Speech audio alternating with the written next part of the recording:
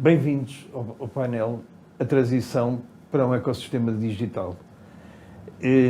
Aqui neste painel iremos falar de agentes, mediadores e corretores e da sua corrida para a digitalização das suas empresas e dos seus processos e da formação das suas pessoas. João Veiga. João está há 20 anos no mercado, conhece muito bem, como ninguém, a rede de distribuição em Portugal. Assistiu a tudo isto, não é? E tem andado sempre à frente, do ponto de vista de digitalização, tem andado sempre à frente dos seus clientes. E como é que vê a situação, o último ano, que salto é que houve?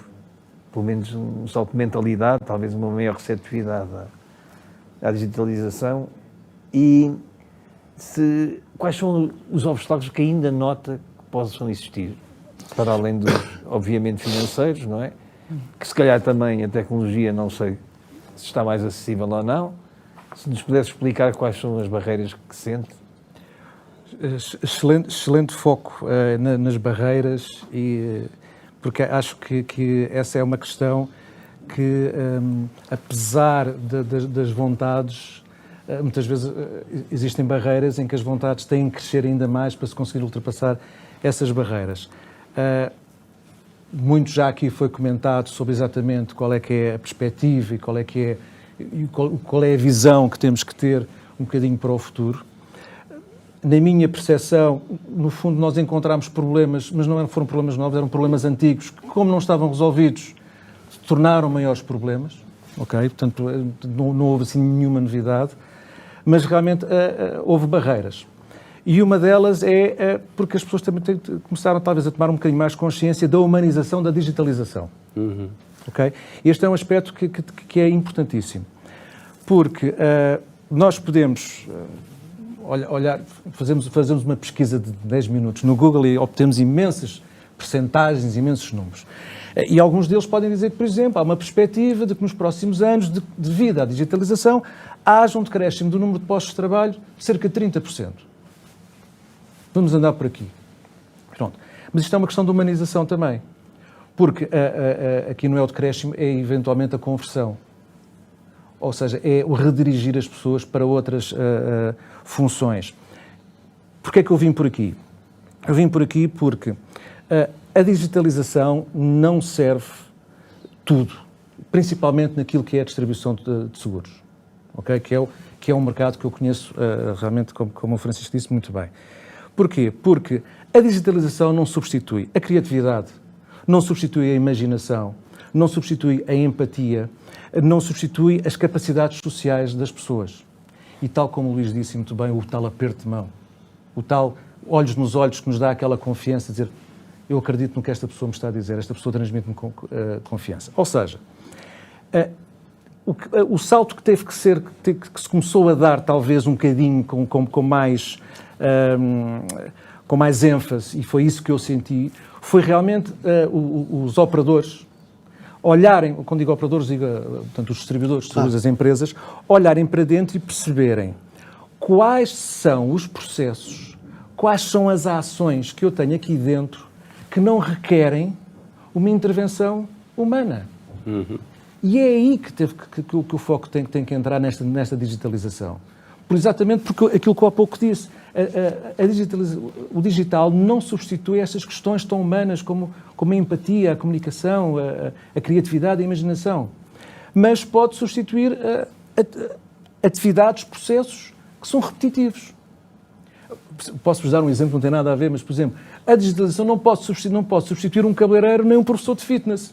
Porque são ações não rotineiras, portanto, não estamos à espera que um robô me venha cortar o cabelo ou que um robô me ajude a treinar. Uhum. Portanto, o que começou a haver foi esta consciencialização de que a digitalização não vai afetar as pessoas se ela for conduzida nesta perspectiva. Ok. E então, o que se começou a notar foi uma maior consciência dos decisores a olharem para dentro e a verem que processos é que eu posso retirar das pessoas, porque não faz sentido, ok? E que processos é que já não precisam de ser presenciais? Dou-vos um exemplo no nosso caso, de algo que nós temos e que já temos, que é, por exemplo, a questão da assinatura digital. Ou seja, pode ser encarado como um momento em que eu estou face a face com o cliente, em que eu interajo com o cliente. Mas a questão é necessário que todas as vezes que um cliente precisa de assinar um documento, eu tenha que lhe enviar o documento em papel e que ele me tenha que devolver ou que ele tenha que passar para o escritório que eu tenha que visitar? Ou seja, é nesta questão, nesta e noutras questões, que nós realmente encontramos esta tomada de maior consciência durante este período. Okay? Muitos já estavam preparados, como o Luís disse muito bem, outros estavam à espera de se prepararem e, portanto, tiveram que acelerar o processo. Claro. E, infelizmente, alguns continuaram, desculpem a expressão, a subir para o lado. Pronto. Mas, fundamentalmente, aquilo que houve foi uma movimentação muito grande. Agora, no mundo dos seguros, isto não funciona se não for um ecossistema. Porque nada depende só de um dos pontos, okay, da cadeia de valor. A cadeia de valor tem que se integrar, tem que ser um ecossistema. E uma das barreiras que muitas vezes se encontram é a dificuldade que existe em conseguir casar, em termos de sistemas de informação, as seguradoras com a mediação de seguros. Okay? E não falo apenas nos processos mais burocráticos financeiros, da cobrança, etc., mas em toda uma série de outros processos que têm a ver com a atenção do cliente, com uma visão 360 do cliente, porque o mediador é que tem, por exemplo, o distribuidor, e falo aqui na distribuição tradicional, fundamentalmente, dos agentes e os corretores, okay?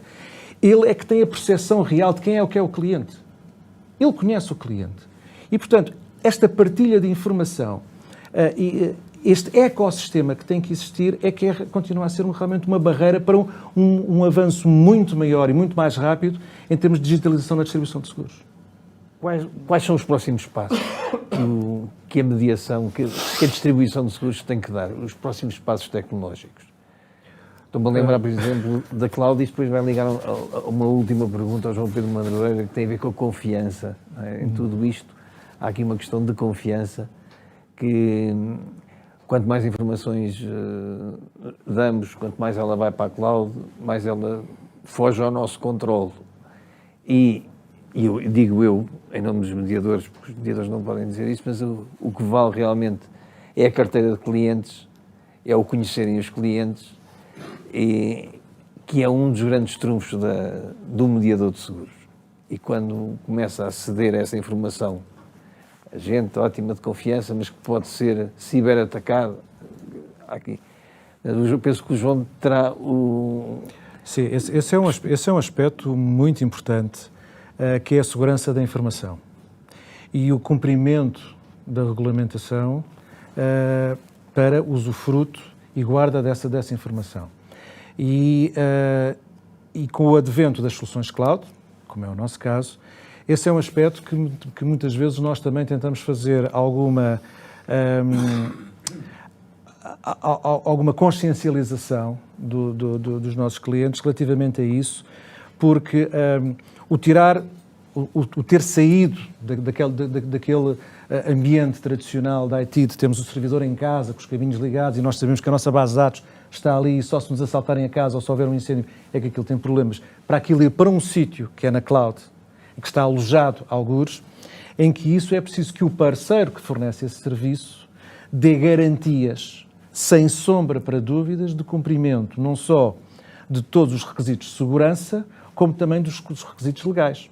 Porque, por exemplo, e no nosso caso, que trabalhamos com a distribuição seguradora, os dados, muitas vezes, quem é responsável, de um ponto de vista da RGPD, pelos dados dos mediadores, é a companhia de seguros.